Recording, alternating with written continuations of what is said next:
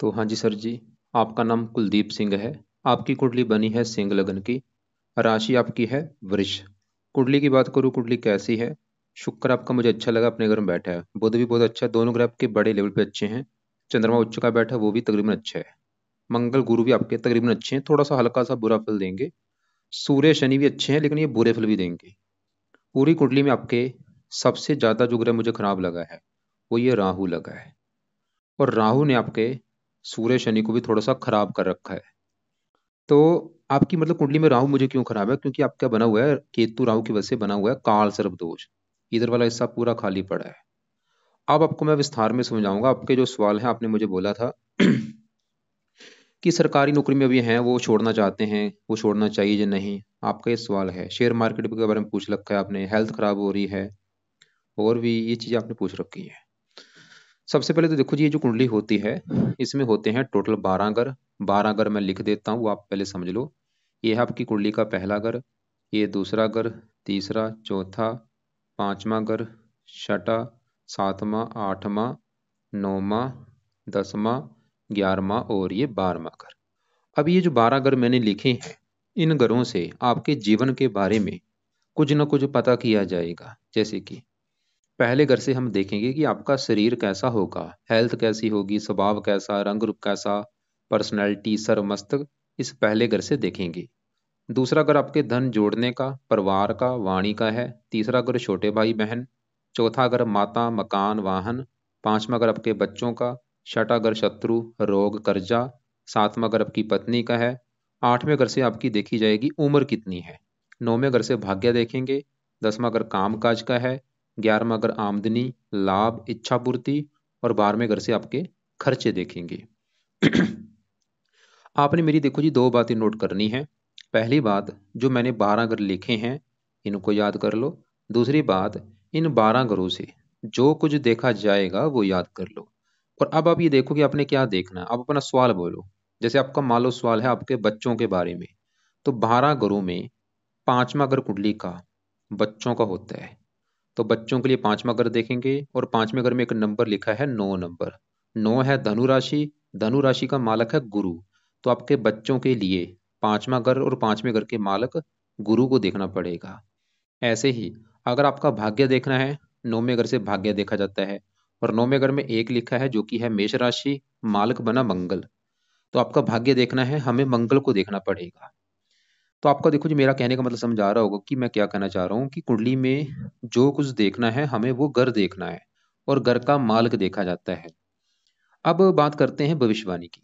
ये जो 9 ग्रह होते हैं, जैसे मैंने आपको बोला, आपके वैसे काफी ग्रह अच्छे हैं, कुछ ग्रह आपके खराब हैं, जैसे खासकर राहु खराब है। अब ये 9 ग्रह जो हैं, इनका जो असर है वो हमारे जीवन के ऊपर कब आता है? जब इनकी चलती है दशा। और दशा होती है दो प्रकार की। एक होती है महादशा, एक अंतरदशा। महादशा काफी बड़ी होती है, जो कि आपके ऊपर चली हुई है गुरु ग्रह की। ये 2009 से चली हुई है, और अभी छठा महीना 25 में खत्म हो जाएगी, 1 साल की पड़ी है। पिछले देखो जी कई साल हो चुके हैं गुरु की दशा चली हुई है। इसका मतलब ये है कि भाई आपके ऊपर अभी सबसे बड़ा असर है गुरु ग्रह का। कितना असर है? 80%। आपकी मतलब 100 में से 80% लाइफ में अभी जो कुछ हो रहा है गुरु की वजह से हो रहा है। कुछ असर आपके ऊपर है 20%, जिसकी होती है अंतरदशा। वो किसकी है? वो है राहु ग्रह की। कब चली है? जनवरी 23 में चली है।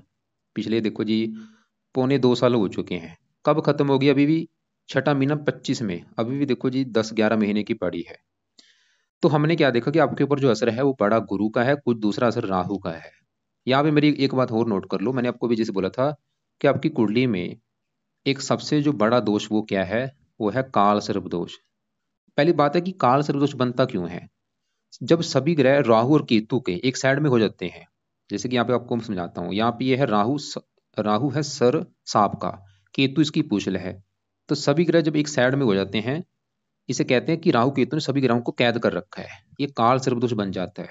तो आपका यहाँ पे बैठा है राहु, यहाँ पे बैठा है केतु, और इधर वाला हिस्सा देखो खाली पड़ा है। पहला घर खाली, 12वां घर खाली, 11वां घर खाली, 9वां घर खाली। सिर्फ यहाँ पे बैठा है चंद्रमा। और ये एक होता है संपूर्ण काल सर्प दोष, लेकिन चंद्रमा बैठा इसकी वजह से बना है आंशिक काल सर्प दोष, मतलब कम मात्रा वाला काल सर्प दोष। अब ये जब काल सर्प दोष बनता है जिसकी जिसकी कुंडली में, ऐसे लोगों को लाइफ में हजारों दिक्कतें आती हैं, परेशानियां आती हैं, रुकावटें, स्ट्रगल, चिंता, भाग दौड़। और ये जो दोष होता है काल सर्प दोष, एक्टिवेट कब होता है? जब भी कभी केतु की दशा चलती है या राहु की दशा चलती है, उस समय ये जो दोष है वो एक्टिवेट हो जाएगा, मतलब उस समय ये बुरे फल अपना देता है। और अभी आपके लिए देखो जी नेगेटिव बात क्या है कि आपके ऊपर राहु की दशा चली हुई है, यहाँ पे मतलब आपका जो गुरु है ये तो अच्छे फल देगा, लेकिन ये राहु की आपकी भाई दशा चली है, ये बड़े लेवल पे आपको बुरे फल देगा। और आप चाहे नोट कर भी लेना कि जब से राहु की दशा चली है, लाइफ में हजारों दिक्कतें आपके आ रही होंगी, परेशानियां, रुकावटें, चिंता, भाग दौड़। नोट कर लो, चाहे नोट कर लो आप कि जब से दशा आई भाई, क्यों राहु आपका क्यों खराब है? राहु खराब होने के तीन कारण है। सबसे बड़ा कारण काल सर्वदोष बना है। दूसरा कारण राहु आपका बैठा भी आठवें घर में है, क्योंकि 12 घरों में सबसे ज्यादा अगर राहु खराब फल देता है, आठवें घर में बैठ के देता है। और आठवें घर में यहाँ पे जो 12 लिख रखा है ये गुरु की राशि है, दुश्मन के घर में बैठा है, मीन राशि। ये अपने दुश्मन के घर में आया है, तो तीन कारण से भाई राहु खराब है। एक तो काल सर्वदोष, आठवां घर, और दुश्मन के घर में बैठे है। इसकी वजह से राहु आपको बड़े लेवल पे बुरे फल देगा। कब बुरे फल देगा? जब इसकी चलेगी दशा। कब चलेगी? चली हुई है भाई, दशा चली हुई है, आपका बुरा समय भी चल रहा है, ये बुरे फल आपको देगा। अब क्या बुरे फल देगा? मैंने आपको भी बोला बुरे फल तो वैसे हजारों बुरे फल देगा। लाइफ में हजारों दिक्कतें आपकी आएंगी, परेशानियां, स्ट्रगल, चिंता। खासकर ये आठवें घर में जब बैठता है, आठवें घर से क्या देखते हैं? आयु, मृत्यु, मृत्युतल कष्ट, लंबी बीमारी, दुर्घटना, गुप्त रोग, गरीबी, रुकावटें, खराब चीजें आठवें घर से देखते हैं। इन चीजों को एक्टिवेट कर देगा। तो राहु अपनी दशा में ये जो चली है, आपको मृत्युतल कष्ट देगा, आपको बीमारी देगा। बीमारी कौन सी? आपको पेट का रोग जरूर देगा। पेट में नाभि के नीचे का हिस्सा जो है वहां पे आपको दिक्कत आएगी, कब्ज की बीमारी दे सकता है, या और कोई पेट में गैस बनना, ऐसी दिक्कतें आएंगी। और भी मतलब आपकी सबसे बड़ी दिक्कत राहु जो करेगा, हेल्थ को खराब करेगा यहाँ पे। हेल्थ ऐसे लोगों की बहुत सारी दिक्कतें आती हैं हेल्थ को लेके, तो आपकी भाई हेल्थ को खराब तो करेगा, ये पक्का कन्फर्म है। खासकर जैसे मैं बोला पेट का रोग दे सकता है, या और कोई आपको गुप्त रोग दे सकता है, क्योंकि आठवें घर से गुप्त रोग भी देखे जाते हैं। बवासीर का रोग दे सकता है, या और कोई आपको रोग दे सकता है। इसके अलावा सामाजिक कष्ट देगा, दुश्मन बनाएगा, दुर्घटना में चोट लग सकती है। तीन दृष्टियां। पांचवी पड़ेगी धार्मिक घर के ऊपर, खर्चे बढ़ाएगा, नींद में कमी। सातवीं पड़ेगी दूसरे घर के ऊपर, धन की हानि, परिवार को लेकर दिक्कतें, वाणी कठोर। नौवीं पड़ेगी चौथे घर के ऊपर, यहाँ पे है नीच राशि, चौथे घर को खराब कर देगा, माता, मकान, वाहन को लेकर दिक्कतें। अब इसके बारे में शास्त्रों में क्या लिख रखा है वो भी आपको मैं थोड़ा सा दिखा देता हूँ। या जैसे कि आपका देखो, जो राहु बैठा है आठवें घर में, केतु है दूसरे घर में। यहाँ पे देखो ये सभी अलग अलग काल सर्प दोष है, क्योंकि आपका राहु आठवें घर में, तो ये है देखो अष्टम भाव से दूसरे भाव तक बनने वाले काल सर्प दोष को ये कहते हैं। इससे क्या होता है? पीढ़ जातकों को काल मृत्यु का भय रहता है, मित्र कम होते हैं, शत्रुओं की संख्या अधिक होती है। ये बाद में पढ़ लेना जो लिख रखा है। दुख बीमारी से गिरा रहता है, व्यापार में हानि, भाग्योदय में अनेक कष्ट आते हैं, और पारिवारिक संपत्ति से लाभ नहीं होता, अपने परिजन से मान नहीं मिलता, भयानक दुर्घटना का भय रहता है, वाणी, तो वाणी कठोर होती है।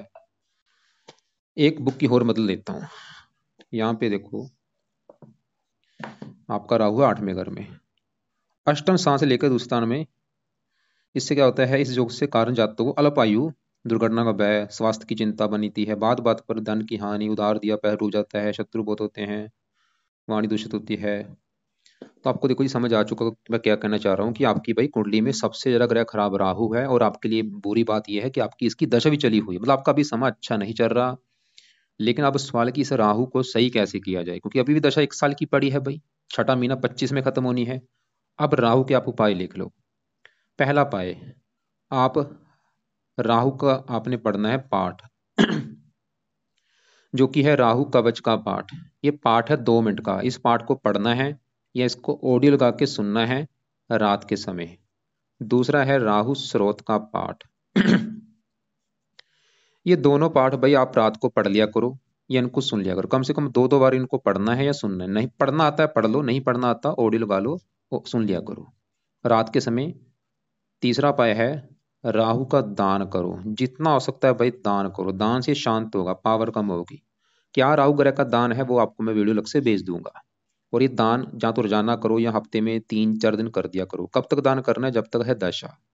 चौथा उपाय, राहु एक दानव ग्रह है, ये सभी के कंट्रोल में नहीं आता। इसको सही करना है तो आपको कुछ देवी देवताओं का सहारा लेना पड़ेगा। एक तो आपको करनी पड़ेगी शिव जी की पूजा उपासना, शिव जी का सहारा लेना पड़ेगा, हनुमान जी की सहारा लेना पड़ेगा, दुर्गा जी हो गया। तो शिव जी की पूजा उपासना आपको करनी पड़ेगी पहले नंबर पे, अगर राहु को सही करना है। पूजा शिव जी की पूजा उपासना का मतलब ये है कि रोजाना शिव जी के मंदिर जाना शुरू करो, हो सके सुबह शाम शिव जी के मंदिर जाओ और वहां पे बैठ के शिव चालीसा पढ़ लो, ओम नमः शिवाय जाप करो, ओम नमः शिवाय, ओम नमः शिवाय, ये 5-10 मिनट करो। शिवलिंग पर जल चढ़ाओ, दूध चढ़ाओ, कच्ची लस्सी चढ़ाओ, शिव जी को प्रसन्न करो। हो सके सोमवार का व्रत भी आप रख सकते हैं।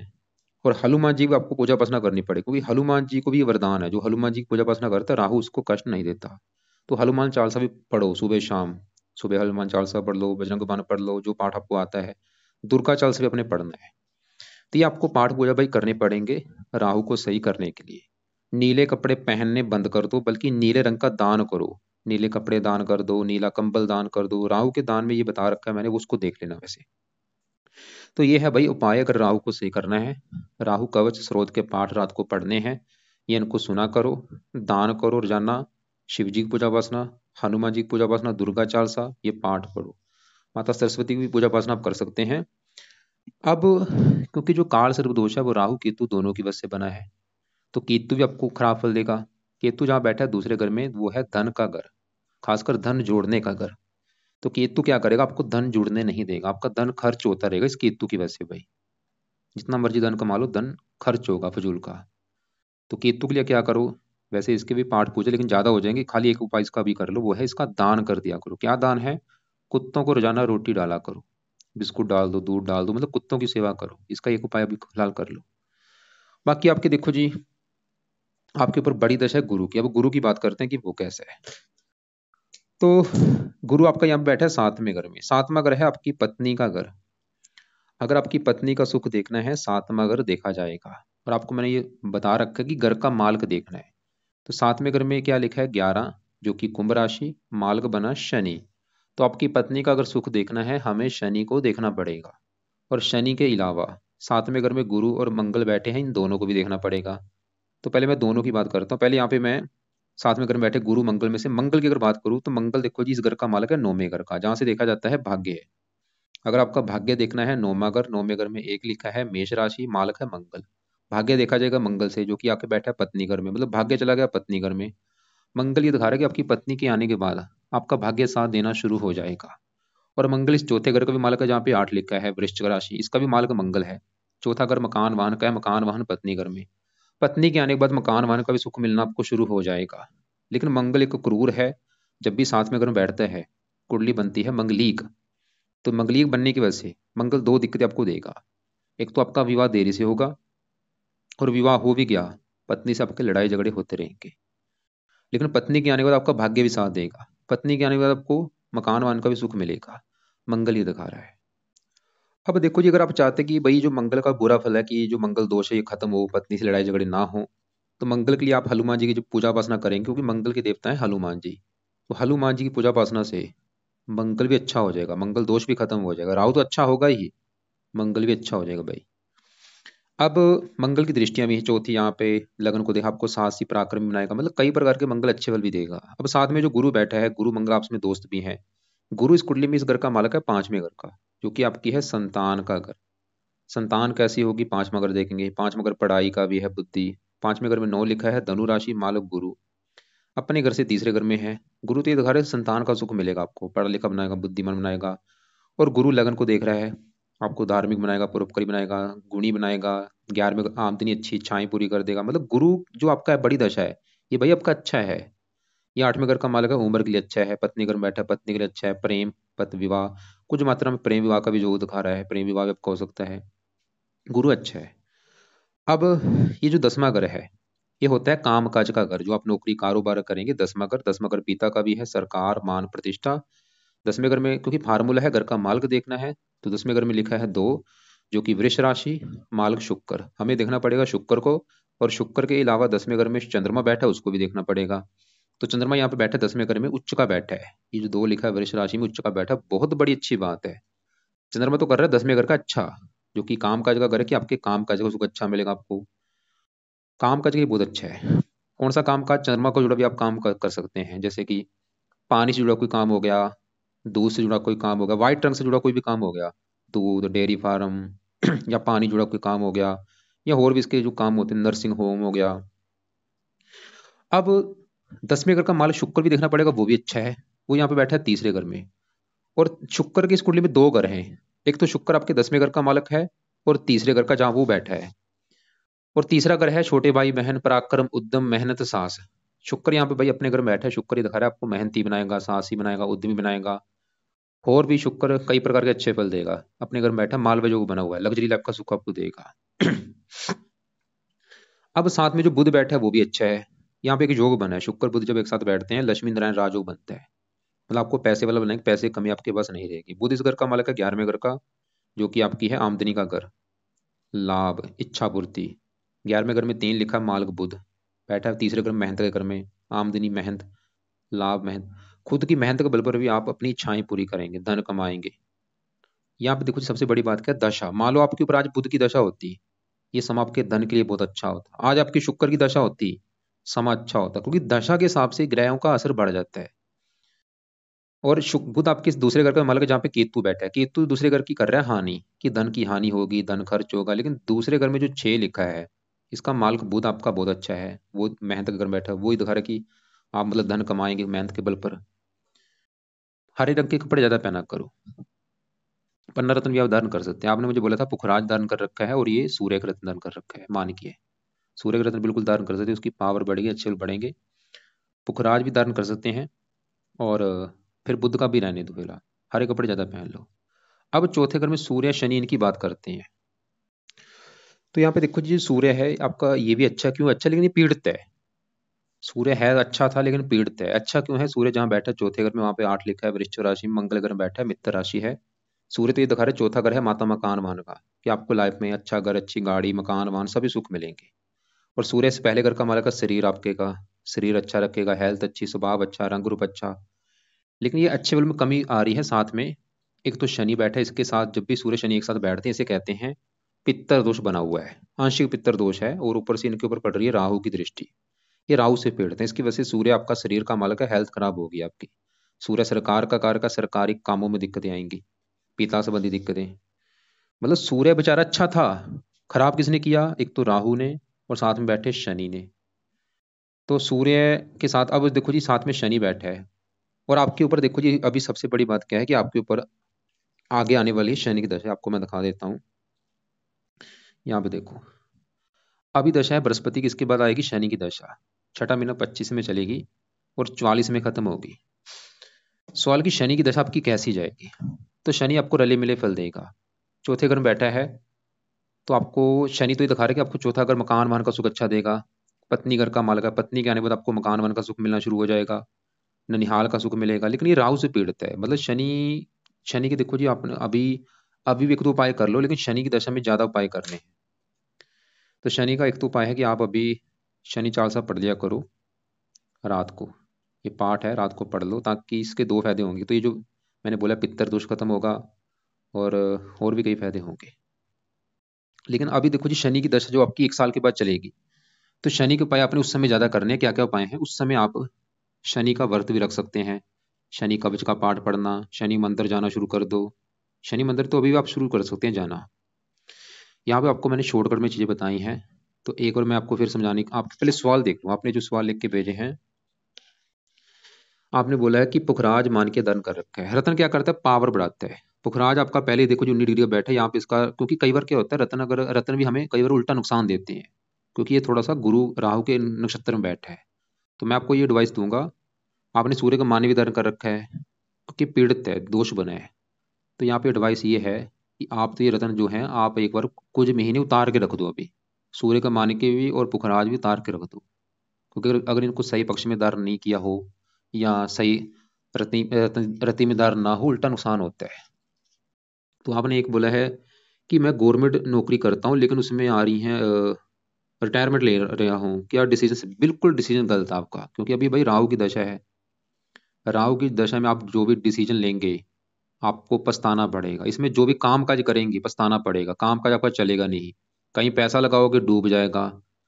तो ये सम आपका भाई संभल के रहो, मतलब नौकरी मैं बोलूँगा मत छोड़ो भाई, पछताना पड़ेगा। अभी राहु की जब तक दशा है नौकरी नहीं छोड़नी आपने, कोई बिजनेस शुरू मत करो, शेयर मार्केट मत करो, कोई पैसा कहीं पर इन्वेस्ट मत करो, लोगों से लड़ाई झगड़े मत करो, उल्टा नुकसान आपको होगा। शेयर मार्केट में काम करना चाहता हूँ, अभी मत करो भाई, मुझे बीमारी शख्सी बीमारी हो चुकी है, ये राहु की वजह से, 8 में अगर गुप्त बीमारी का है वहाँ पे बैठा है, इसके उपाय करने से बीमारी आपकी दूर हो जाएगी। और धन की स्थिति, क्योंकि धन की हानि कर रहा है। कुल मिला के आपको समझ आ चुका होगा मैं क्या कहना चाह रहा हूँ। आपका मंगल गुरु अच्छे हैं, शुक्र बुध अच्छा है, चंद्रमा अच्छा है, सूर्य अच्छा है, केतु थोड़ा सा खराब है, राहु बड़े लेवल पे खराब है, उसकी चल रही दशा। तो क्या क्या मैंने उपाय बोले हैं एक बार मैं फिर रिपीट कर दूं कि रात के समय राहु कवच, राहु स्रोत दोनों पाठ पढ़ने हैं या इनको सुना करो 2-2 बार कम से कम। राहु का दान जितना हो सके करो, दान की वीडियो भेज दूंगा। राहु के लिए शिव जी की पूजा उपासना करो, हनुमान जी की पूजा उपासना करो, दुर्गा चालीसा पढ़ो, और बाकी शनि चालीसा भी आप रात को पाठ पढ़ लिया करो। इसको चाहे आप 1 महीने के बाद शुरू कर देना, इसको अभी रुक जाओ, 1-2 महीने के बाद शुरू कर देना, कोई बात नहीं। और चंद्रमा के उपाय नहीं करने, केतु के लिए अभी खाली दान कर दो, कुत्तों को रोटी डाल दिया करो। शुक्र के उपाय नहीं करने, बुध के रहने दो, सूर्य के रहने दो, शनि क्योंकि थोड़ा सा दोष बने इसलिए मैंने बोला शनि चालीसा पढ़ लो। और आगे आपकी अभी 1 साल के बाद जब शनि की दशा चलेगी, उस समय आपने शनि के उपाय ज्यादा करने ताकि वो दशा आपकी और अच्छी जाए। उस समय आप शनिवार का हो सके व्रत रखा करो, शनि मंदिर जाना है, शनि चालीसा पढ़ो, शनि कवच का पाठ पढ़ना। बाकी अभी भैया आपका समय अच्छा नहीं चल रहा। और जो रतन है, रतन क्या करता है, मैंने जैसे बोला रतन आप बिल्कुल इनके दान कर सकते हैं, लेकिन कई बार क्या होता है रतन भी उल्टा नुकसान दे देते हैं, क्योंकि गुरु आपके 8वें घर का भी मालक है और ये बैठा भी राहु के नक्षत्र में है। थोड़ा सा पत्नी से मरमटाप करा सकता है ये। तो रतन अभी उतार के रख दो जब तक राहु की दशा। नीले कपड़े बिल्कुल बंद करो, बल्कि नीले रंग का दान करो। और जितना हो सके धार्मिक बनो, सुबह शाम मंदिर में जाओ, जिस जो भी आपकी जिसकी आपको पूजा उपासना अच्छी लगती है उसकी पूजा उपासना करो, सुबह शाम धार्मिक पाठ पूजा सुनो, कथा सुनो, सत्संग करो। और राहु का जो दान है वो ज्यादा ज्यादा करो ताकि ये शांत हो। और फिर भी अगर आपको लग रहा है कि कोई आपको बात समझ नहीं लगी या आपने मुझसे कुछ पूछना है तो आप मुझे कॉल करके पूछ सकते हैं। और बाकी देखो जी, राहु के दान में मैंने बता रखा है, कच्चा गुलाब भी आप जल में प्रोवाइड कर सकते हैं, उससे भी आपकी हेल्थ अच्छी होगी। इसके अलावा आपको मैं अलग से कुछ वीडियो भेजूंगा, उनको आप एक बार देख लेना। राहु का क्या दान है, खाल मेन अभी आपको मैंने राहु का दान बोला जाता वो ज्यादा करो।